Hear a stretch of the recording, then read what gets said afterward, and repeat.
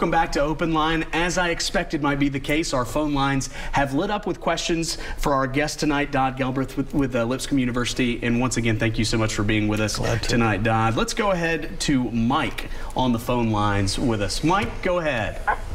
Yeah, hey, good evening to you and your guest. I wanted to get your guest's opinion on the Republican State House in Tennessee that is trying to come up with a way to offset people going with electric cars by charging them more for registration and things like that. And does that make you feel like they're counteracting what you're trying to do as far as reducing the carbon footprint? I'm from places like California, and I've been in Washington State, where basically you are rewarded for trying to have an electric car. You get a special lane to drive on the highway so you can bypass everybody else if you have an electric car. The same thing with solar panels.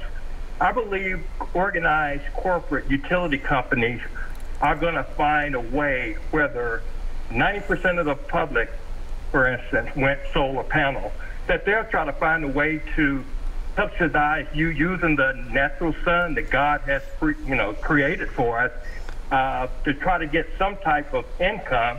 To me, that's unfair. What do you feel about Tennessee and other mostly southern states that are trying to offset by raising higher registration fees for cars and other things instead of trying to incentivize that to make the world a better and cleaner space for everybody in the East-Coast? And I'll hang up and listen. Thank you. We appreciate the call, Mike. A timely question, because this just happened this past week where the governor, just to catch everybody up to speed, announced that there'd be higher fees for electric car vehicles potentially moving forward as a way to offset, as people move to EVs, some of the gas tax for road revenue. But as Mike mentioned, it could play a deterrent if you're evaluating fees. Yeah, I think it's an excellent question. It's a very timely question. I come from the old school of public policy making, where you do try to cover the triple bottom line, and I do need to make one caveat. I'm a professor. I work for Lipscomb University. What I'm about to say is not the opinion of Lipscomb University. It's my opinion. But when I worked in state government with previous road commissioners, what I knew is that the gas tax pays for roads in Tennessee. Electric cars use roads in Tennessee. So the policy question that any legislature, regardless of party, that they're going to have to deal with is how do more cars on the road who are not paying a gas tax pay for the road infrastructure of the state? That's really the question at hand. The Republican legislature has a proposal. I'm sure the Democrats will have a proposal. I hope the citizenry will go in there and express their concern. But we're going to have to figure out a way to pay for roads. I mean, that's the bottom line. Electric cars that are charged by renewable energy that does not have a toxic impact to the environment and that does not release CO2 is the wave of the future, is the best future for all of us, for our kids and our grandkids. And we're going to have to sort this out. Absolutely, and yeah, I think it's one of those where you want both things to maybe to be true at the same time, where they've got to fund roads, but at the same time, obviously, from your perspective, moving into that direction is a good thing for the environment. Yeah, and I should add too, I want to add one more thing so it doesn't sound like I dodged the question completely. Sure. The bottom line, and the caller I think said this really well. We've always incentivized the best behavior first. So the other question I think the General Assembly and the governor is grappling with right now is they know that Ford is investing $5.4 billion in Tennessee in their electric, in the type of manufacturing that has not been done in the world. I mean, it is a River Rouge opportunity. It's a game changer. And I'm going to share some statistics later about billions of dollars being spent in Tennessee around battery production for electric cars as well as other electric car lines. So they know there's a big economic boom because they shepherded these companies here. The main concern is how long do we make it easy for people to buy electric cars? That's the real question. And I hope we don't price electric cars unnecessarily expensive too soon before we have a chance to incentivize a worthy public policy goal. Absolutely. Let's get to Daryl, who's been patiently waiting on the line as well. Daryl, go ahead with your caller question. Yes, sir. Hey, I appreciate you taking my call. Yes, sir. A couple things there. From what I see, I'm independent. I'm not Republican or Democrat. When it comes to trying to tell everybody's got to have, EVs, yeah, from what I'm backwoods, throw rock off a bluff, whatever. But, people inner cities, I think it would work very good for starting out. But as far as just trying to throw it across the country, it's the way it's got to be, I don't see that happen. And I believe within another 5 years, we're going to see what happens. Another thing, and this gentleman can answer my question, I've seen reviews on the solar panels. And from what I've seen, it's a lot of negative reviews. If you can help me out on that, maybe I'm looking at the wrong page there. Over. I appreciate you taking my call. Daryl, we appreciate you calling in and asking these questions. Go ahead. Yeah, thank you, Daryl. I grew up in Gainesboro in Jackson County, so I've thrown a few rocks off bluffs, and I've sat on the square on Saturday night, and this is kind of the bottom line for me. About 3 weeks ago, I was in Chattanooga giving a talk about the future of sustainability jobs and where they're going. And a gentleman from Komatsu was there. They make mining trucks. He said that they had just been to a test facility where Komatsu had their traditional mining truck sitting there with the hood open, where the motor, where this gigantic diesel motor that used to be with tires taller than maybe 1 or 2 human beings, they were going to put a battery pack in there. And they were already testing this truck. I think the thing about electric cars that might surprise us, and this surprised me, is the torque, the practical torque. When you put an electric motor right on the axle, you're putting power right into the wheels, pushing momentum forward and pulling something with a lot more efficiency than a gasoline motor. Because a gasoline motor is first exploding and pushing pistons up and down, turning a crankshaft, turning a transmission, turning a drivetrain, turning differentials, and turning wheels. That's a lot of wasted energy. So electric cars have the potential to eliminate all of that waste. The batteries are the challenge, and I think that's why your skepticism is warranted, because, just like with the transition from the wagon, the horse to the Model T, everybody was skeptical. I mean, they were very dirty cars. Women couldn't keep their clothes clean in the early automobiles, So there were all kinds of problems. There's always a problem with new technology, and we're going to work through it. Now, in terms of solar panels, there are some types of solar panels that have radioactive elements like cadmium in them. Thin film solar panels, for example. There is not much effort being invested in recycling any of the components of these energy systems right now that I'm aware of, except solar. Silicon Ranch, Matt Kisber, the chairman of the board of Silicon Ranch, former economic development commissioner under Governor Phil Bredesen, he told me that they're working on recycling and have recycling projects for end of life for their solar systems. I'm not quite sure what you heard about solar panels, but I have them on my home. I've had them on there for 12 years now. I've never had a problem. There are no moving parts. I had an electrical contractor install it so that the electricity would be normal coming in and out of my house. I think there is a cooling fan in the device that converts the AC energy over to the DC energy over to AC energy, and that's it. There are no moving parts. You don't even have to clean them technically. I think you get like a 1% gain when you clean them, so the cost of cleaning them actually is not offset by the extra energy you get back when you clean them, except for those big bird droppings and those big things that will absolutely block light to the panel. They're really low maintenance, and they're really useful. They take up a lot of space, but so did computers before we got good at them. So I'm hopeful about the future, and I think companies like Ford are showing us that it's going to happen. To one of Daryl's points that it seemed to be kind of getting at is, do you feel like as the technology, and this seems to be the progression of technology in general, but as technology of EV gets better, having some of those, being able to take longer road trip situations might be able to work out? Oh yeah. Our biggest problem right now is battery storage, and that's why the Tennessee Department of Environment Conservation and TVA, TVA is an electricity provider, so it's kind of in their interest to sell more electricity. They're creating an infrastructure of charging stations that would be frequent enough so that people can slow down and charge. And we've already seen a huge change in how fast you can charge these batteries.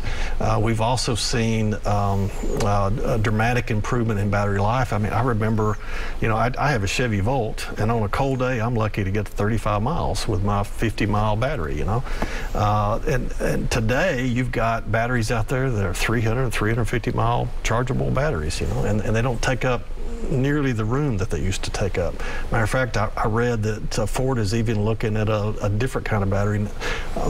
They're looking at lithium ion, but I think they're also looking at a nickel-based type battery as well. And they've hired the best in the world, the South Koreans, you know, to come in here and help us do it. So it's going to be a real interesting transition, and I think every problem we've ever had has started this way. It's always started off with lots of opportunity for criticism, and if it doesn't work, the market will shift. But this is working in a way that keeps investors happy, and when investors are happy, they keep investing and they keep upgrading it to the next level of quality. Absolutely. Let's go to Charles on the line for us. Charles, go ahead with your question or comment. Hey, good evening. Good evening. You mentioned battery improvement is an obstacle, but it's going to be overcome. I'm sure of that. Charging is also an obstacle, the charging network. All you do is go down to National Electric Service and look at the charger in their parking lot to see what the state of charging is these days. It's got yellow caution tape around it. No one can even use it. But my question is this, and I share Mike's skepticism regarding state government here. With the money coming from the Biden administration for the charging network infrastructure,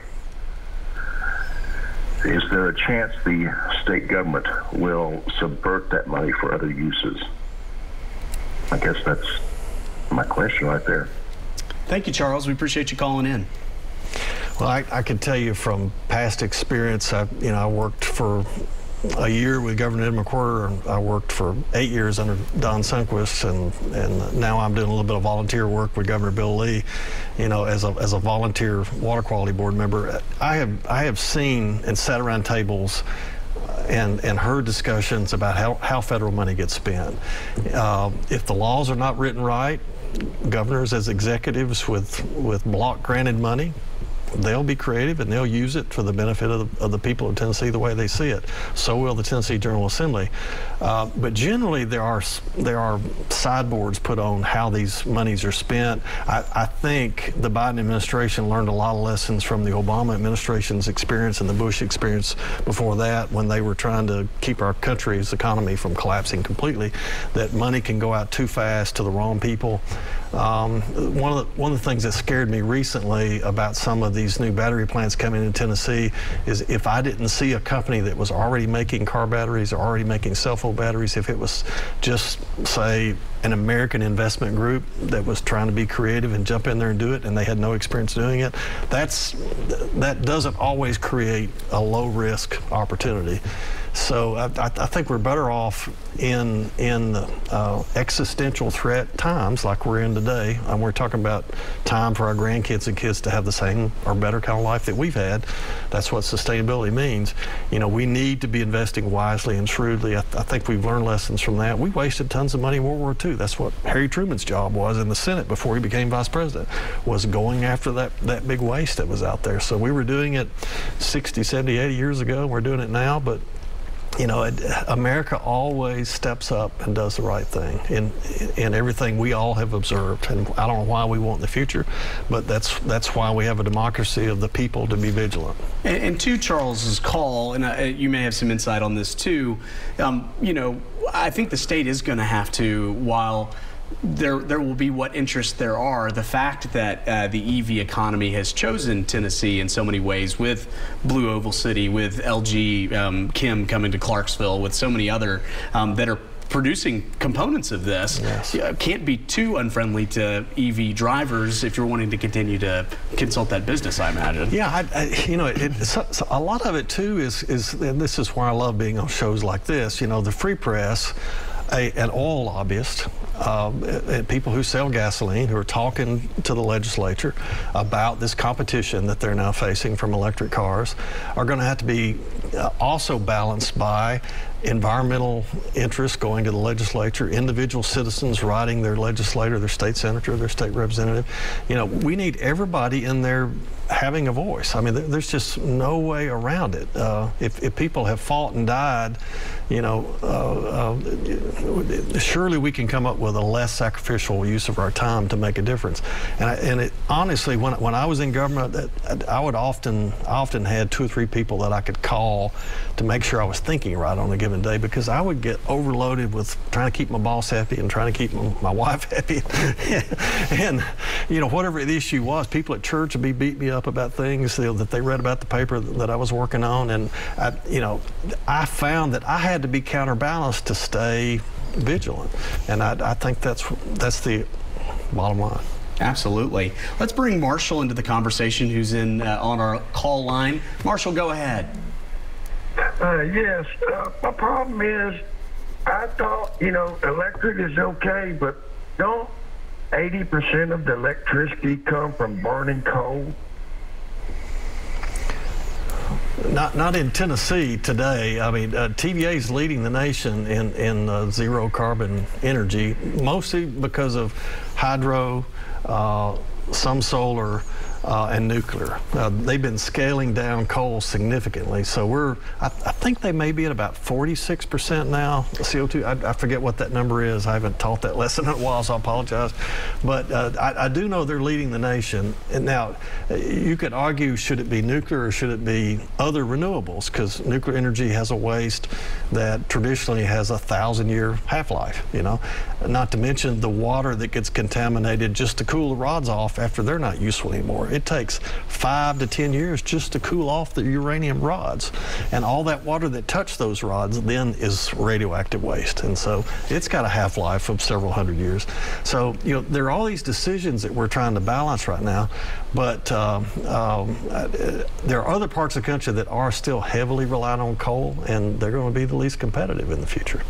Absolutely. We've had some great calls. If you want to be one of them and ask your question or make your comment, you see the number there on your screen, 615-737-7587. We've got to fit in a commercial break, but we'll have more right after the break.